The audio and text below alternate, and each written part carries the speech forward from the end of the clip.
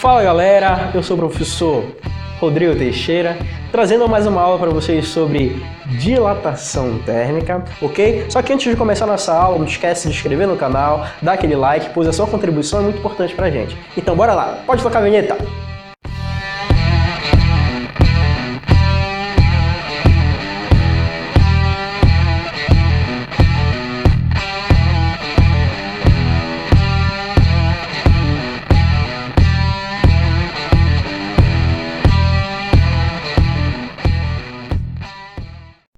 E aí galera, aqui é o professor Rodrigo Teixeira de Física, como já havia me apresentado para vocês antes. Bom, nossa aula é sobre dilatação térmica dos sólidos, só que antes de começar a nossa aula, segue lá no Instagram, pod.s.teixeira. Como nós vamos falar sobre dilatação térmica, eu preciso que vocês entendam muito bem o que é esse fenômeno da dilatação, né? Esse fenômeno que, para acontecer, precisa que ocorra uma variação de temperatura, e eu vou mostrar algumas animações para ajudar de uma forma visual a vocês entenderem melhor o que é a dilatação térmica. E o que acontece, gente? Vamos começar falando sobre a dilatação térmica linear, né? E o que acontece? Nós temos aqui um corpo, esse corpo que tem forma de barra, né? Pode ser um metal. E o que acontece? Esse corpo ele tem um determinado tamanho inicial, né? Que vamos chamar de comprimento inicial desse corpo antes de sofrer aí o fenômeno da dilatação. E o que acontece, gente? Para que ocorra a dilatação, é necessário que esse corpo passe por uma mudança de temperatura. Ou seja, esse corpo precisa ter uma variação de temperatura. Ele pode aumentar de temperatura ou ele pode diminuir de temperatura. E o que a gente vai fazer? Nós vamos aumentar a temperatura desse corpo. Só que quando ele aumenta a temperatura dele, como vocês podem acompanhar na animação, né, ele tem aí um aumento no seu comprimento. Então isso aí é a dilatação, tá gente? Nós chamamos esse tipo de dilatação linear, porque a variação do tamanho só ocorre em seu comprimento. Antes ele tinha um comprimento L0, agora ele tem um comprimento L, né? L é um comprimento maior do que o anterior. Perfeito, gente. Então esse daqui é a dilatação térmica linear. Mas o que acontece se a gente fizer uma variação de temperatura, só que ao contrário, nós não vamos aumentar a temperatura, nós vamos diminuir a temperatura desse corpo. Então bora lá. Diminuindo a temperatura desse corpo, o que acontece com ele? Ele tem aí uma contração, né? Ou seja, o comprimento dele diminui. Então é isso que acontece na dilatação linear, quando nós diminuímos aí a temperatura do corpo. Perfeito. Então bora prosseguir. Agora nós vamos falar um pouquinho sobre dilatação superficial. E ao contrário da dilatação linear, nós não estamos falando de corpos unidimensionais, né? Só com uma dimensão, só o comprimento. Nós estamos falando de corpos bidimensionais, ou seja, de superfícies. E aqui, como exemplo, nós temos uma placa, né? Essa placa aí que possui duas dimensões, né? E essas dimensões têm comprimento L0 e L0, né? E o que acontece quando eu aumento a temperatura dessa placa aí? Se aumentar a temperatura dessa placa, então as duas dimensões vão aumentar de tamanho. Ela vai sofrer aqui, ó, a dilatação, né, superficial, ou seja, ela tem um aumento em sua área. E antes o comprimento, que era um L0, agora passa a ser LL, ou seja, teve aqui um aumento aqui nos seus comprimentos, nas suas dimensões. E como ela teve um aumento aqui nas suas dimensões, ela teve também aqui um aumento em sua área. Perfeito, gente? Então essa daqui é a dilatação superficial. Ocorreu a variação da temperatura, né? Utilizamos da vela para aumentar a temperatura dessa placa, e quando nós aumentamos a temperatura dessa placa, essa placa dilatou, na verdade, e ficou dessa forma, teve um aumento aí na sua área. E o que acontece se a gente diminuir a temperatura dessa placa? Diminuindo a temperatura dessa placa, né, vai acontecer o mesmo fenômeno que aconteceu anteriormente, vai ser o fenômeno da contração. Então essa placa aí acaba por diminuir a sua área, tá bom, gente? Então essa é dilatação superficial. Bora lá para dilatação volumétrica. Já falamos sobre o corpo de uma dimensão, né? Acabamos de falar sobre o corpo de duas dimensões, que é a placa, e agora vamos falar o corpo de três dimensões, tridimensional. Então temos aí como exemplo um cubo, né? O cubo, ele tem aqui, ó, todos os lados iguais, perfeito? E o que acontece, gente? Eu vou fazer o seguinte, Eu vou provocar aí uma variação de temperatura desse cubo. Quando eu fizer a temperatura desse cubo mudar, né, aumentar aqui no caso, ele vai sofrer aí o fenômeno da dilatação. Ou seja, ele vai ter um aumento aí no seu tamanho, né? Como estamos falando de um corpo tridimensional, então ele vai ter aí uma variação no seu volume, por isso que a dilatação volumétrica, como vocês podem acompanhar aí na animação. E o que acontece com o volume desse cubo se eu diminuir a temperatura? Se eu diminuir a temperatura aqui, como vocês podem ver, esse cubo também vai sofrer aquele fenômeno que é chamado fenômeno de contração, né? Então ele vai diminuir agora o seu volume devido à variação de temperatura. Perfeito, gente? Espero que vocês tenham entendido, então, qual é nosso objeto de estudo. Esse daqui é dilatação, tanto dilatação linear, dilatação superficial, dilatação volumétrica, é a mesma dilatação, só que para corpos de dimensões diferentes, né? Temos corpos para uma dimensão, dilatação para corpos de uma dimensão, dilatação para corpos de duas dimensões, dilatação para corpos de três dimensões. Então, bora lá, gente. Bora fazer o seguinte, bora ver alguns exemplos do nosso cotidiano. Aqui talvez nem seja tão do cotidiano, mas aqui todo mundo, acredita que todo mundo conheça o que são trilhos de trem, né? Como vocês podem ver, esses trilhos de trem estão deformados, né? O ideal é que ele esteja em linha reta aí, né? Mas aí ele está todo curvo. O que será que aconteceu com esses trilhos? Bom, ocorreu aqui, gente, o fenômeno da dilatação, né? Com aí os raios que são emitidos do Sol, né? Aí nós temos aí a radiação solar. Esse material aí de metal, que ele é um ótimo condutor elétrico e térmico, né? Então, como ele é um ótimo condutor térmico, ele tem uma variação de temperatura, né, muito grande aí. E o que aconteceu, gente? Como ele teve uma variação de temperatura, ele sofreu aí o fenômeno da dilatação. Como ele teve o fenômeno da dilatação e não tinha para onde aumentar o seu comprimento, né, aumentar o seu tamanho, como ele não poderia ir para frente, ele acabou indo para os lados, para as laterais, né? Como isso poderia ser evitado, gente? Isso é evitado da seguinte forma: os engenheiros utilizam aqui, ó, espaços entre determinados comprimentos aí para essas barras que são utilizadas para construir aí essas linhas ferroviárias. Perfeito? E esses espaços aqui são justamente para compensar essa dilatação, esse aumento de tamanho quando ocorre aí o fenômeno da dilatação, perfeito? Como existe esse espaçamento aqui, quando ocorrer a dilatação, eles podem preencher esse espaço aí e evitar que o trilho fique todo deformado como estava lá na imagem anterior. Bom, galera, então vamos para o nosso próximo exemplo. Se aí próximo de onde você mora tem pontes, né, você pode reparar que nessa ponte existem espaçamentos, né, como dos trilhos. E esses espaçamentos aí são justamente para compensar esse aumento de tamanho quando ocorre aí o fenômeno da dilatação, né? Então, como vocês podem reparar aqui na imagem, nós temos aqui uma ponte e vocês podem ver aqui, ó, que existe esse espaçamento, tá bom? Que é justamente para compensar esse aumento de tamanho. Perfeito, gente?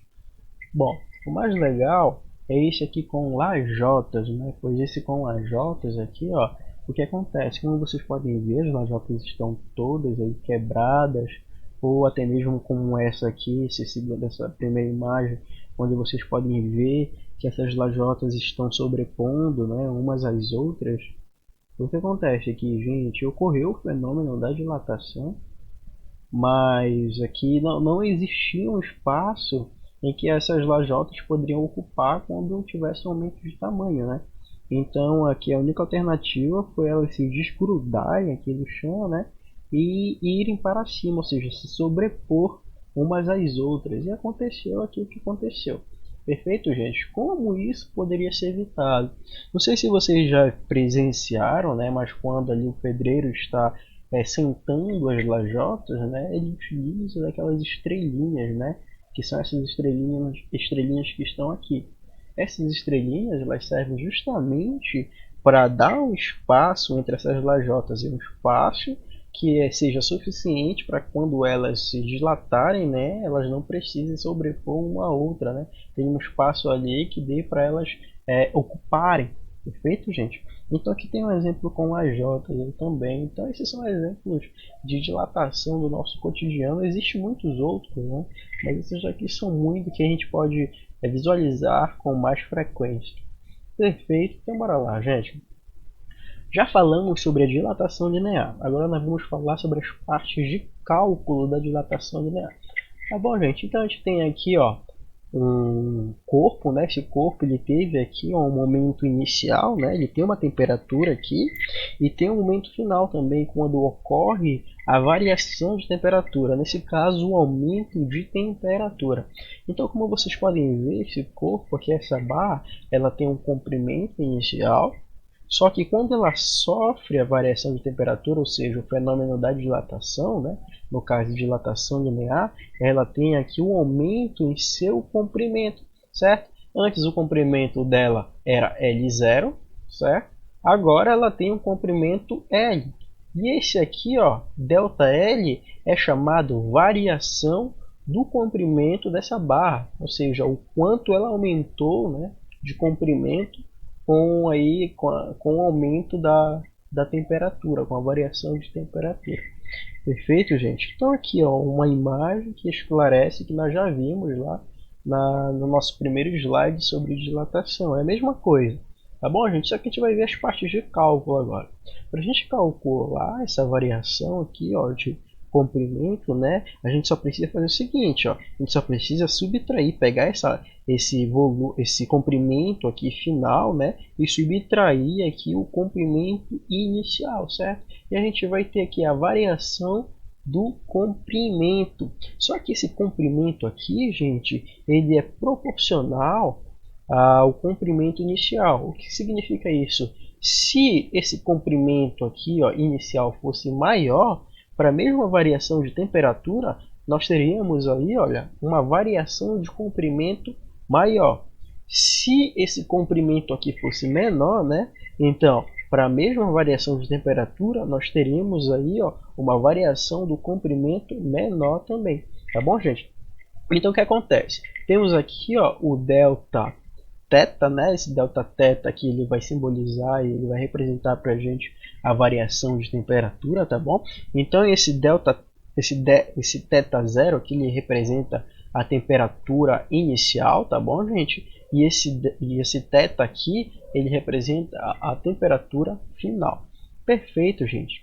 Então, o que acontece? Olha só, como já falei para vocês aqui, essa variação do comprimento, ela é diretamente proporcional ao comprimento inicial, tá bom? E ela é também diretamente proporcional à variação da temperatura, perfeito? E a gente tem aqui a constante de proporcionalidade, que vai ser o coeficiente de dilatação linear, tá bom, gente? Esse coeficiente aí, ele depende unicamente do material em estudo, em análise, perfeito? Então, aqui, se a gente tiver aqui um material de ferro, nós vamos ter um coeficiente linear aqui com tal valor. Se a gente tiver um material aqui de aço, nós vamos ter um outro coeficiente linear. Perfeito, gente? De prata, ouro, então sempre coeficientes lineares, dilatação linear aí diferente. Perfeito? Então, olha só, gente. E a variação aqui, ó, do comprimento também é diretamente proporcional a esse coeficiente. O que significa isso? Quanto maior for esse coeficiente aqui, ó, maior vai ser aqui a variação do comprimento também. Perfeito? Então tem aqui os nomes deles, né, para vocês gravarem. Olha, ΔL, que é a variação do comprimento, L, que é o comprimento final, L0, que é o comprimento inicial, alfa, que é o coeficiente de dilatação linear, e Δθ, que vai ser a variação de temperatura. Perfeito. Então, bora lá para a dilatação superficial. Então, na dilatação superficial, que nós temos aqui a nossa placa, né, com esses comprimentos aqui iniciais, né, a gente tem esse comprimento aqui, ó, L0, a gente tem essa largura aqui também L0, ou seja, ela possui uma área inicial aqui, que vai ser o produto, né, desses dois lados, L0 vezes L0, então a área inicial aí que vai ser L0 quadrado, perfeito? E o que acontece, gente? Quando sofre a dilatação, essa placa agora ela ganha novos comprimentos, né? Tem um comprimento agora que é L, uma largura que é L, perfeito? Porque sofreu a dilatação. E com isso nós temos também uma nova área, né? Uma nova área que vai ser uma área maior do que a área anterior. Mas o que acontece, gente, como vocês podem ver aqui na nossa imagem, nós temos aqui, ó, que esse pedaço corresponde à área que é a área inicial, né? Temos aqui, ó, L0, L0, e aqui temos a continuação, que vai ser a variação do comprimento em cada dimensão. Perfeito, gente? E como é que a gente faz para a gente calcular a variação de área nessa situação?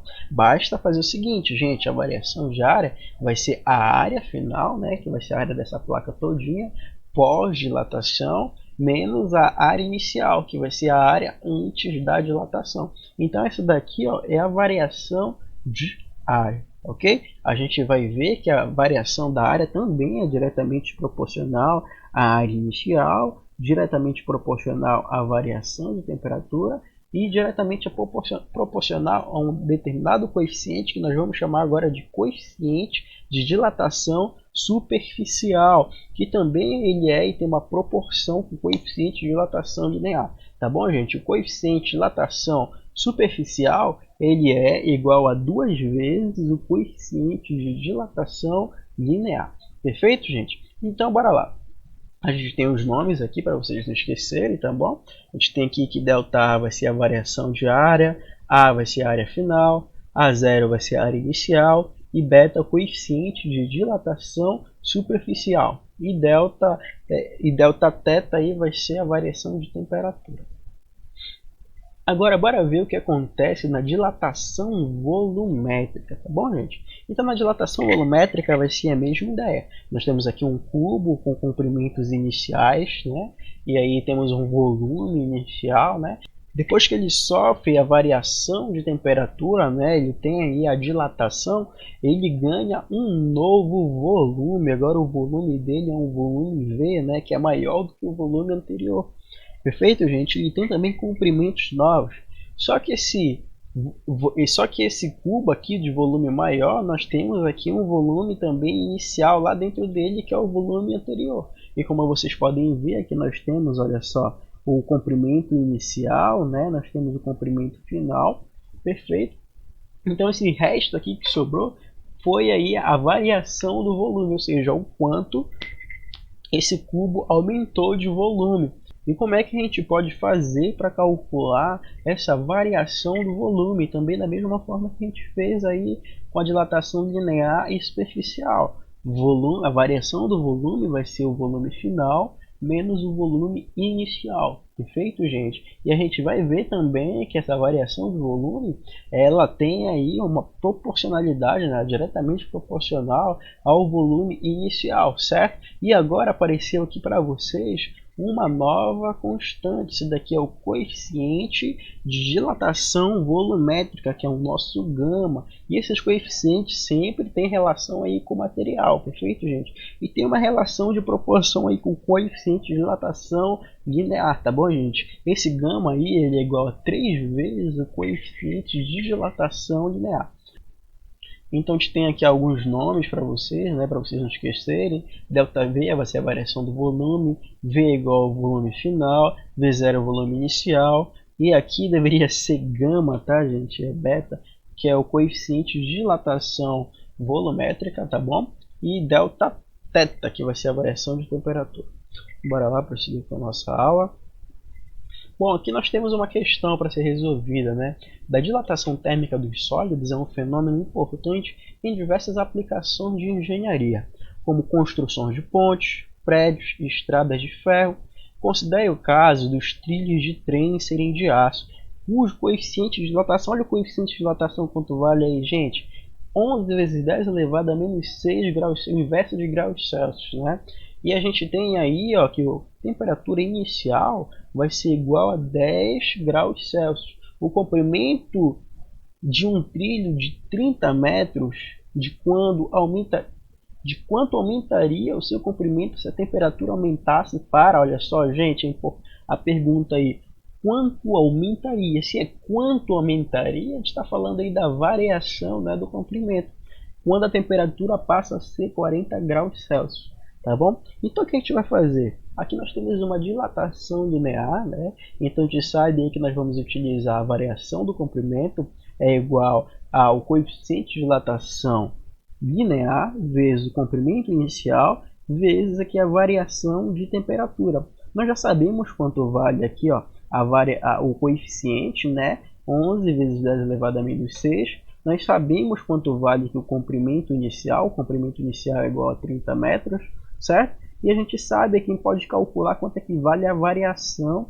de temperatura. A temperatura vai ser temperatura final menos a temperatura inicial. Então como é que fica a cara dessa equação aí, gente? Substituindo cada um no seu devido lugar, né? E como é que fica isso? Que a variação do comprimento é igual a 11 vezes 10 elevado a menos 6 vezes 30 vezes 40 menos 10. Tá certo, gente? Então, resolvendo isso daí, nós vamos ver aí que a variação do comprimento é 99 vezes 10 elevado a menos 4 metros. Isso daí não está em notação científica, somente em base 10, né? Então, esse daí vai ser o comprimento dessa variação, ou seja, o quanto aumentou nesses trilhos.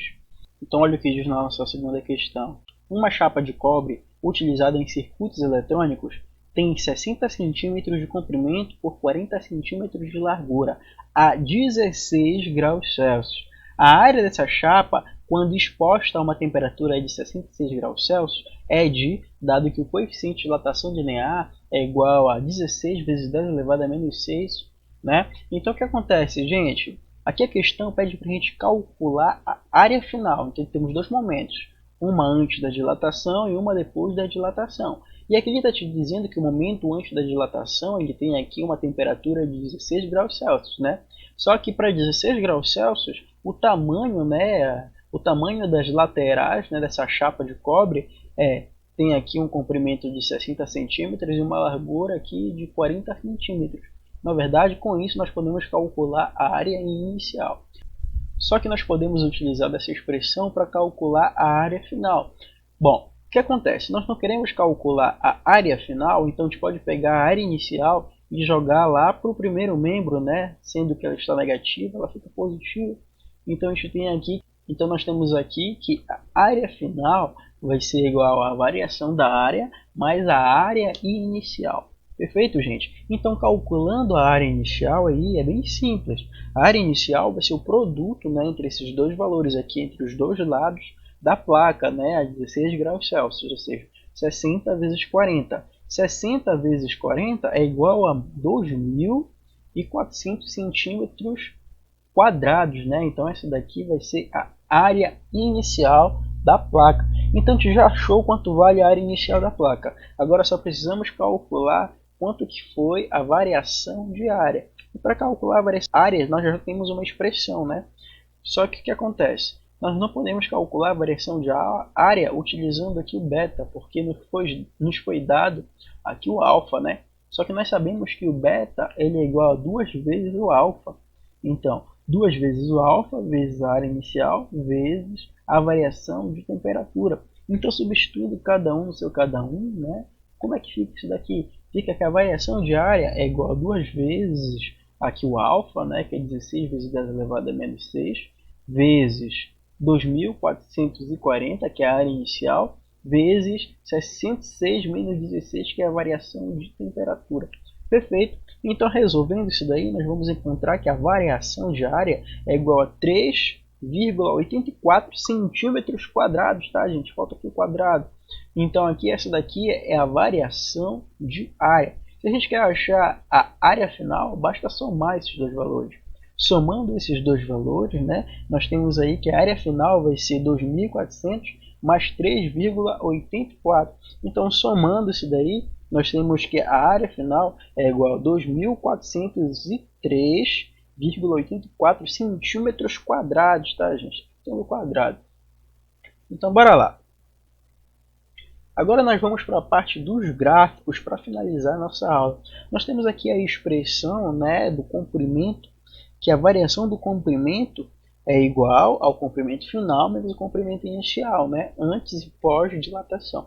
E o que acontece, gente? Nós também sabemos que a variação do comprimento é igual ao produto entre o coeficiente de dilatação linear, comprimento inicial, variação de temperatura, né? Então, olha só, gente, sabe o que eu vou fazer? Eu vou substituir a primeira expressão na segunda expressão e vou encontrar uma expressão com essas características aqui, ó. Então, olha só, em vez de colocar ΔL, eu vou colocar L menos L0, né? E então a minha expressão fica dessa forma. Eu posso pegar esse L0, né, que está menos L0, e jogar lá para o segundo membro. Quando eu jogar lá para o segundo membro, ele vai positivo.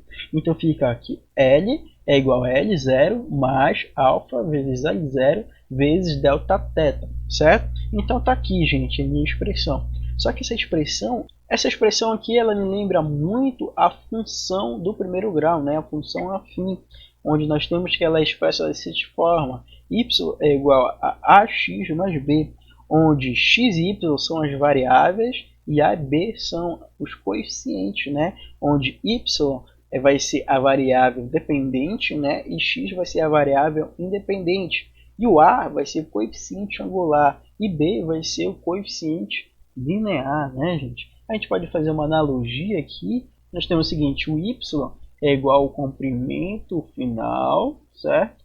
O a vai ser igual aqui, ó, o produto entre alfa e L0, certo? Temos que o x vai ser a variação de temperatura e o b vai ser aqui o comprimento inicial. Perfeito? Podemos escrever isso daqui, fica mais fácil de visualizar.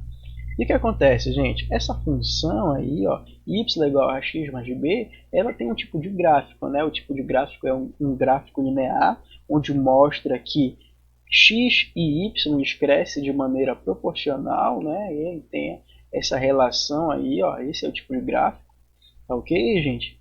Como essa relação aqui para dilatação linear, né, também temos para dilatação superficial e volumétrica, é muito parecida com essa função aqui do primeiro grau, nós vamos ver que ela também vai expressar um gráfico muito parecido, né, onde nós temos aqui as variáveis, né, L e delta θ, né, e o que acontece? B ele é igual a L0, né, então temos que a partir de um ponto L0, o comprimento, né, final, né, vai ser aqui, ó, vai crescer proporcionalmente à variação de temperatura.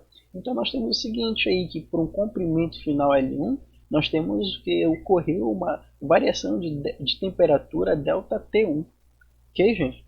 A gente pode até substituir esses valores nessa equação aqui, ela fica com essa cara, que L1 é igual a L0 mais alfa vezes L0 vezes delta θ1. E aqui nós também temos, olha gente, que a diferença, né, o espaço entre L1 e L0, essa daqui vai ser a variação de comprimento, certo? E a gente pode escrever também uma expressão para ela. Então fica aqui, a variação do comprimento vai ser o alfa vezes L0 vezes delta θ1. Perfeito, gente? Bom, então essa daqui é a nossa aula de hoje. Muito obrigado pela presença, né? Espero que vocês tenham gostado da aula.